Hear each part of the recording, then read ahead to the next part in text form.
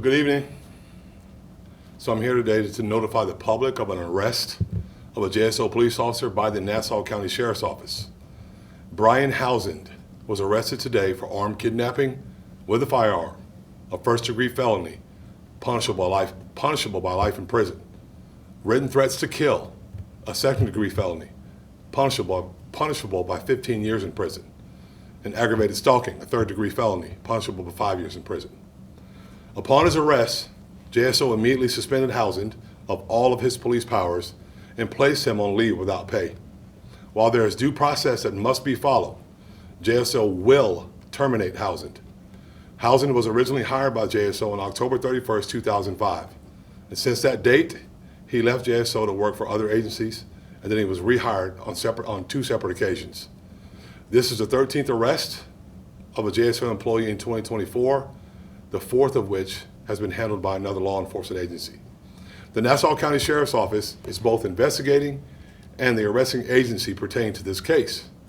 JSO did assist Nassau County Sheriff's Office with anything that they needed, and once we became notified of the investigation yesterday, we tried to do as much as we could to help them obtain what they needed. Because we are not the investigating agency, I will not and I cannot share any facts and circumstances that led to his arrest. I will leave that to Sheriff Bill Leeper. I will ask that you contact the Nassau County Sheriff's Office for any detailed questions. The charges which Housend is facing are both serious and deplorable. While we will not share any information about the victim due to privacy concerns, I want it to be clear that this agency stands in solidarity with the victim of these horrible crimes. And I've said many times before, no one is above the law. No one. And I'll take your questions if you have any now.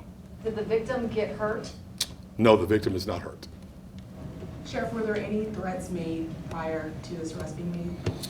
There has been a series of threats, a series of issues that have come to light, and once we found out about them through the Nassau County Sheriff's Office, we took action quickly to make sure that we wanted to make sure we could stop anything from happening. Can you share any information on how you guys were made aware of what was going on? So we learned what we learned from Nassau County. Once they shared that with us yesterday, and then the wheels went into motion very quickly. Undersheriff started reviewing information. We made contact with Sheriff Leeper, and we started coordinating our efforts from that point forward to make sure. And the reason I wanted you guys to know from us, we normally just release it, but the charges in this case are very serious, very disturbing. And so we wanted to stand up here and tell you about them because it's very important for you all to hear this information. During his time, oh, I'm sorry, you raised your hand. Go ahead. Go ahead.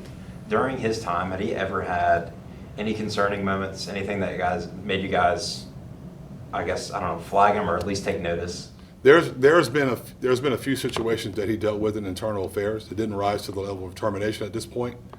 We'll have that information for you, but like I said, this is very unfortunate, very disturbing, and I'm just glad that we were able to take some action now.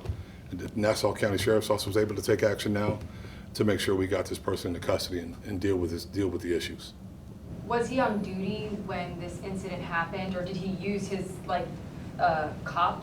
Those are firearm? details. Those are details that I'm going to leave to Bill Leeper in the Nassau County Sheriff's Office. Like I said, this is their case. I'm coming to you because I want you to know that it's one of your, well, hopefully not very much longer, one of your police officers. But I'm going to leave that to him to explain everything to you guys or get you that detailed information.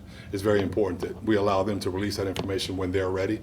I just wanted to come out and give you the initial information so that you'll know that he's been arrested and he's going to be separated from the Jacksonville Sheriff's Office.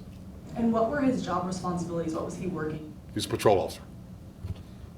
He left at one point. He got a law degree and started practicing law and ended up coming back. How long was he out for? Was he still working and on duty when he went to go get that degree, or no? No, he was out. He left. I believe he must have been working on that while he was here. Then he got it, then left, and then came back. Anything else? Were there any services that were provided to him prior to, I know if you guys were aware of some incidents prior to this arrest, were there any services from the department provided to him for assistance? There's always services, but they have to choose to take those services. And the the circumstances surrounding a lot of these cases, if the cases aren't proven or for some reason you can't go any further with them, you can't force a person to be in a situation where they take a service unless they want it. But in this case, like I said, these are disturbing. I'm very disturbed by them, but I'm glad the Nassau County Sheriff's Office was able to take action. I'm glad that we were able to assist to make sure that we can get him off our streets. All right, thank y'all. Appreciate it.